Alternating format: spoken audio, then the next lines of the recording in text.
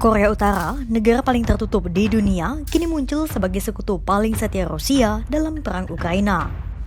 Bukan lagi Cina, bukan juga Iran, tapi ribuan tentara Korut yang turun langsung ke medan tempur berdarah-darah di garis depan untuk membela Moskwa.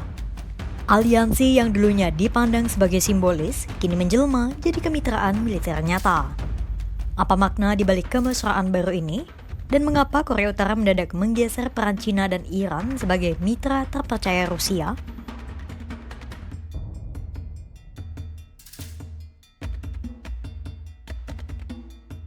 Sejak perang dengan Ukraina pecah, Rusia, Iran, Cina, dan Korea Utara dipandang membentuk sebuah aliansi simbolis. Ada kesamaan nasib di antara negara-negara itu.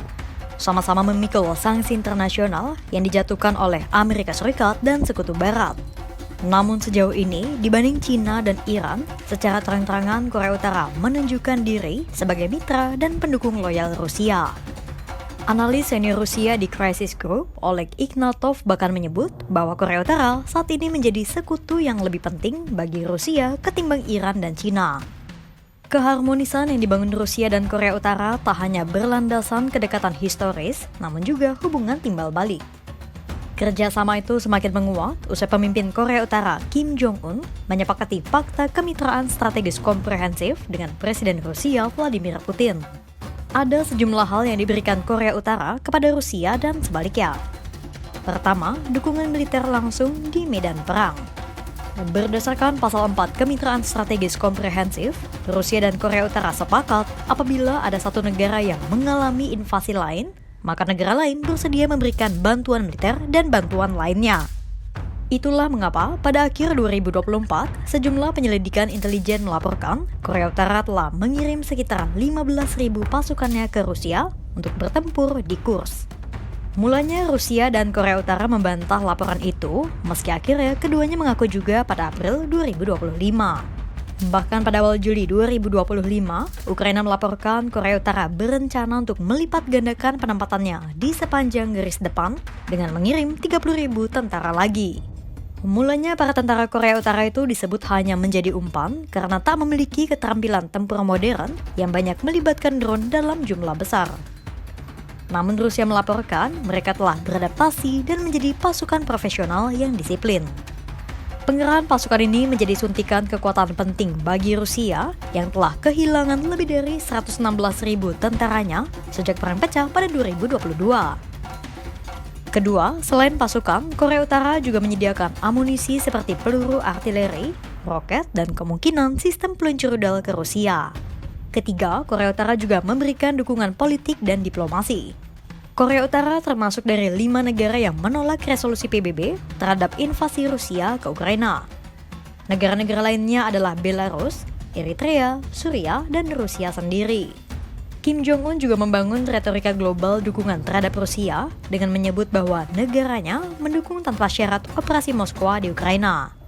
Pertanyaannya, apa yang didapat Korea Utara dari semua itu?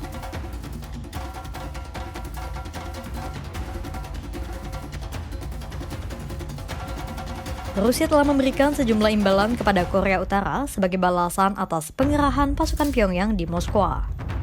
Pertama, Rusia mengirim minyak bumi, gas, dan bahan pangan ke Korea Utara. Minyak dan gandum itu adalah bantuan vital bagi Korea Utara, terutama di tengah gempuran sanksi internasional. Bantuan ini juga bisa membantu Korea Utara untuk menjaga stabilitas energi dan pangan domestik di Pyongyang. Bantuan itu juga bisa memberi Kim Jong-un manuver strategis yang lebih besar, menyebabkan Korea Utara jadi tak memiliki insentif sedikit pun untuk berinteraksi dengan Korea Selatan dan Amerika Serikat. Kedua, adanya kemungkinan transfer teknologi militer. Rusia kemungkinan akan membantu Korea Utara untuk mengembangkan kemampuan rudal, satelit, dan senjata nuklir mereka melalui transfer teknologi. Menteri Luar Negeri Rusia, Sergei Lavrov menyebut dirinya memahami alasan Korea Utara mengembangkan nuklir. Selain itu, pasukan Korea Utara juga jadi memiliki keterampilan dan pengalaman langsung dengan peperangan modern. Suatu hal yang tak dimiliki pasukan Korea Selatan. Ketiga, adanya aktivasi kembali jalur kereta api terpanjang di dunia yang menghubungkan Rusia dan Korea Utara sepanjang 10.000 km. Jalur kereta api ini bisa menjadi akses bagi Rusia untuk memasok batu bara, pupuk dan biji besi ke Korea Utara. Sementara Korea Utara mengirim makanan laut dan logam tanah jarang ke Rusia. Kemudian ada pula modernisasi pelabuhan Rajin yang terintegrasi dengan jalur kargo Rusia melalui Vladivostok. Rusia dan Korea Utara juga tengah menyelesaikan pembangunan jembatan kereta api di Sungai Tumen yang ditargetkan selesai pada tahun 2026. Keempat, Rusia memberikan pengakuan formal dan penghormatan kepada tentara Korea Utara yang gugur sebagai bentuk legitimasi internasional. Pengakuan ini bisa menjadi pendulang daya tawar Korea Utara terhadap Amerika Serikat. Sama seperti tindakan Korea Utara pada Rusia, Moskwa juga memberi dukungan diplomatik kepada Pyongyang. Menteri Luar Negeri Rusia, Sergei Lavrov, memperingatkan Jepang, Korea Selatan, dan Amerika Serikat untuk tidak membuat aliansi yang mengancam dan mengincar Korea Utara. Kelima, peluang wisata dan ekonomi. Rusia telah menjanjikan dukungan wisatawan ke zona wisata Wonsan-Galma. Penerbangan langsung Moskwa-Pyongyang pun ditambah untuk membuka jalur turisme terbatas antar negara. Singkatnya, Korea Utara memberi tentara, loyalitas, dan dukungan politik. Sementara Rusia membalasnya dengan minyak, pangan, teknologi, logistik, dan pengaruh politik. Di saat dunia memandang Korea Utara sebagai negara tertutup yang terisolasi, Pyongyang justru muncul sebagai pemain penting dalam konflik global. Kemitraan dengan Rusia bukan sekadar aliansi militer, tapi transformasi geopolitik yang bisa menggetarkan tata dunia.